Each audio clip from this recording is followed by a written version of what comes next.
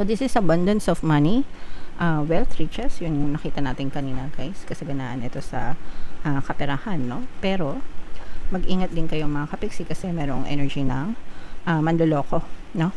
So unahin na muna natin syempre itong kasaganaan na to, guys. Talagang yung yung mga bunga ng pagsisikap nyo mga kapiksi, talagang pinipitas nyo na or mapipitas nyo na. This is very rewarding kasi ibig sabihin talaga yung mga pinagsikapan nyo, pinaghirapan nyo, whether trabaho yan, whether negosyo especially.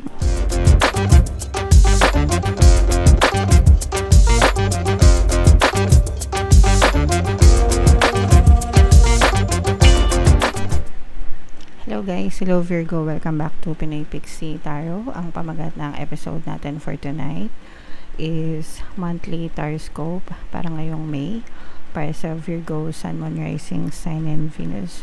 Sa dulo ng video guys, magkakaroon tayo ng yes or no pick a card reading. Ito yung deck na gagamitin natin. Pwede kayo magtanong ng isang tanong, answerable by yes or no mga kapiksi, tapos titingnan natin yung sagot ng tarot sa inyo. So sa dulo ng video yan guys, kaya make sure na tapusin nyo yung video. By the way mga kapiksi, kakagaling lang natin sa sakit, medyo nasa recovery stage pa tayo ng konti, kaya pagpasensyahan nyo na yung boses ko at saka kung minsan baka maubo-ubo ko during video, so pasensya na. So unahin natin tong deck na to mga kapiksi. Tingnan natin yung mga mensahe sa inyo ng inyong mga gabay. Mayroon tayong within the next few weeks, abundance, wow. And another message guys, recovery. So unahin na natin to guys, gitnang gitna, no? Abundance, kasaganaan, pagpapala. Syempre i-mind nyo na yan guys sa comment section, huwag nyo nang pakawalan. Mind abundance, mind kasaganaan, mind pagpapala. Kailangan nasa receptive state kayo mga kapiksi, no? Kung titingnan nyo yung kamay niya, nakaganon, nakasahod. So pag nakasahod, ibig sabihin ready, handa sa pagtanggap mga kapiksi. So dapat handa kayo sa pagtanggap guys ng mga blessings na to. And para mailagay kayo dun sa ready state guys, always kayo magpasalamat. Yun yung sekreto mga kapiksi. Kapag palagi kayong grateful, pag palagi kayong nagpapasalamat guys, lalo nyo pang inaakit, lalo nyo pang ina-attract na pumasok yung pera sa buhay nyo mga kapiksi. So yeah, be grateful for the blessings palagi.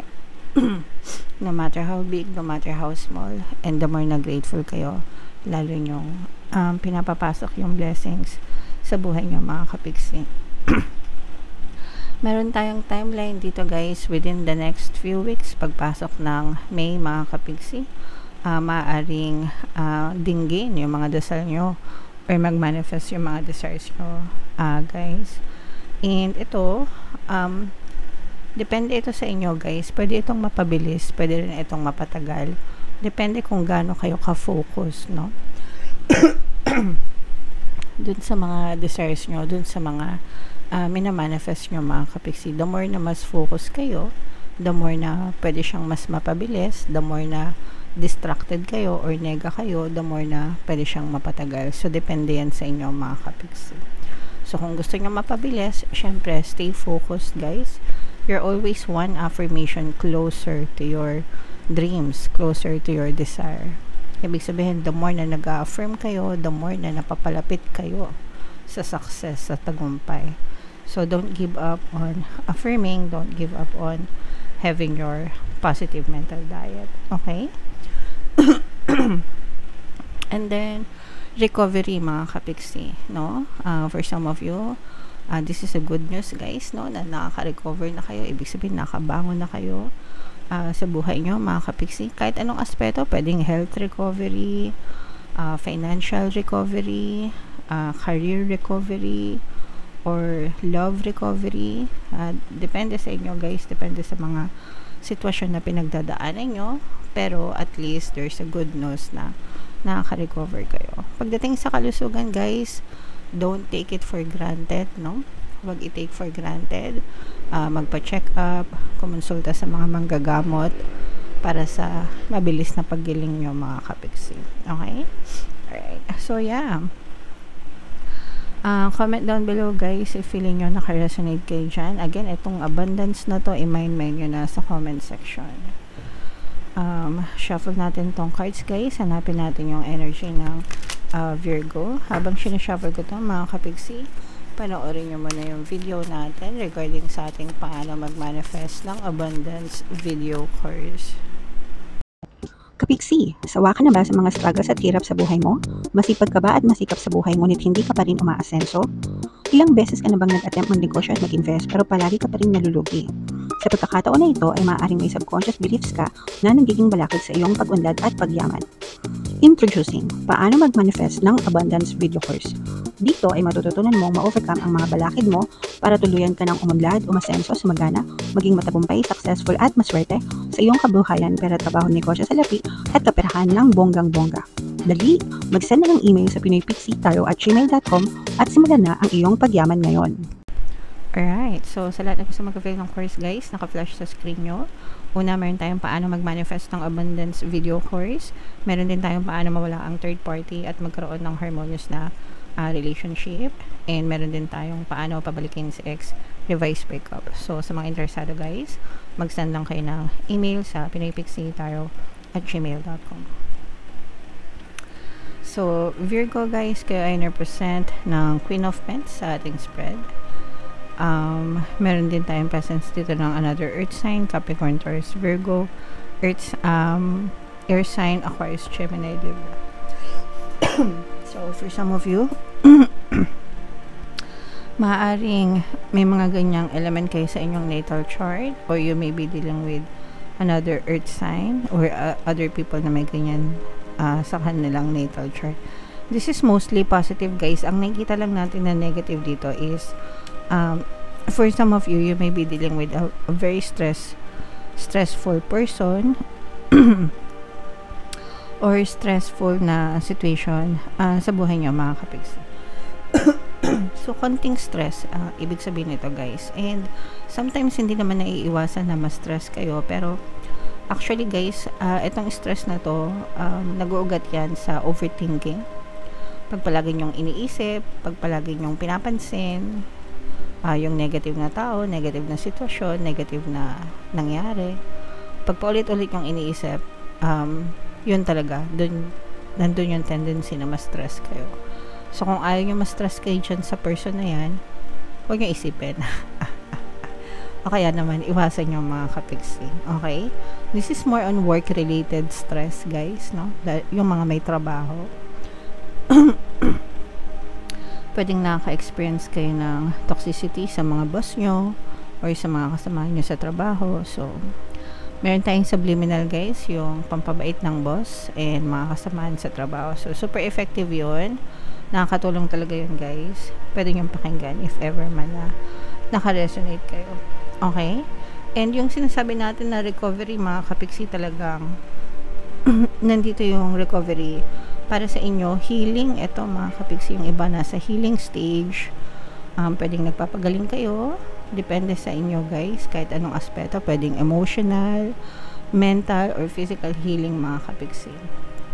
But maganda ito kasi ibig sabihin, unti-unti na talaga kayo nakaka-recover guys. So focus lang, no? Wag madaliin ang healing mga kapiksi, it's a process. So just alam nyo yun,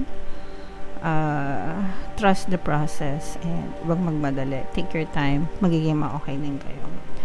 And maganda naman yung takbo ng kaperahan sa inyo mga kapiksi, no? It's a very stable, slow, hindi mabilisan, but may pumapasok at may pumapasok na pera.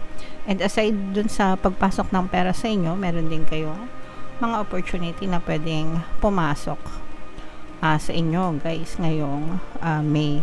So kayo na lang yung mamili guys kung actually may mga pinagpipilian kayo, no, na gusto nyong gawin, gusto nyong balakin, pero parang hindi nyo pa masyado kasing busy yung iba sa inyo na hindi nyo siya masyadong pagtuunan ng pansin yung mga opportunity. So busy na kayo right now.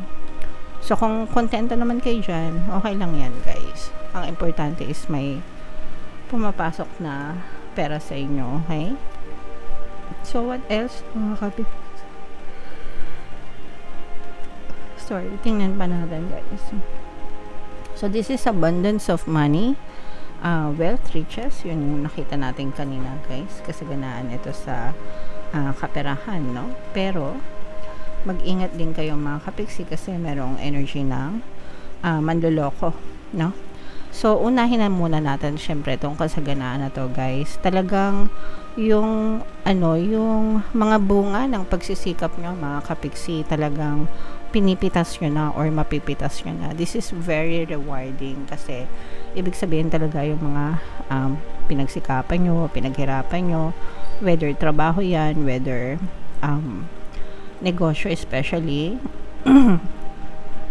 yung mga pinagsikapan nyo talagang unti-unti na siya nagbubunga mga kapiksi, and yung mga bunga na yon napipitas nyo na, no? Napipitas nyo na, nag-aani na kayo, guys, harvest kumbaga, kaya talagang magaan yung pasok ng kaperahan sa buhay nyo. So this is really abundance of money, guys, kaya i-mind nyo na yan, okay? Pero, along with this kasaganaan, pinag-iingat din kayo, guys, no? Kasi may maaring manloko sa inyo. Especially kung parang hawak kayo sa leeg or parang ini-emotional blackmail kayo, ganyan. Kunwari, kapatid mo, kamag-anak mo, inuutangan ka, hiningan ka ng pera, ang katwiran kasi mayaman ka, may pera ka naman. Tapos kapag hindi ka nagbigay, parang ikaw pa yung masama sa kanila. So, yung mga ganong klase ng scenario, mga kapiksi. So, wag nyong hayaan na hawakan nila kayo sa leeg, guys. Okay lang na tumulong, pero pag abusado na, dapat marunong din kayong tumanggi para hindi kayo maabuso, mga kapiksi. Kasi, yung iba sa kanila nananamantala, mga kapiksi. So, again, no? Wala namang masama sa pagtulong, guys, no? Pero minsan kailangan natin bigyan ng limitasyon para hindi rin kayo maabuso. Pinaghirapan nyo rin yan, guys. Okay? Alright. So, comment down below, no? Guys, if feeling nyo naka-resonate kayo, i-mind nyo na tong abundance na to, kasaganaan sa pera, tag-ani, yan. So, matatamis na bunga. Yan, i-mind nyo na yan sa comment section. So, ito yung ating yes or no. Pick a card reading, guys. Huminga ng malalim. Tapos, itanong nyo sa isip nyo kung ano yung tanong na gusto nyo malaman for May. And then, pili kayo ng isang card, guys. Ito yung card 1, card 2, and ito yung card 3. So, kung card 1 ang napili mo, ang sagot sa tanong mo ay yes. Kung card 2 naman, ang sagot sa tanong mo ay no.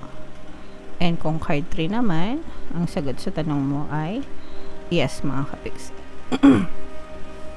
Alright, so comment down below if naka-resonate kayo, guys, for more tarot readings. Ito yung playlist nyo. Ito naman yung ating success stories ng paano mag-manifest ng abundance video course. Click here to subscribe, guys. Ito yung ating mga pampaswerte subliminals. Thank you for liking, sharing, and subscribing. See you again next time. I love you all. Have a nice day. Bye-bye.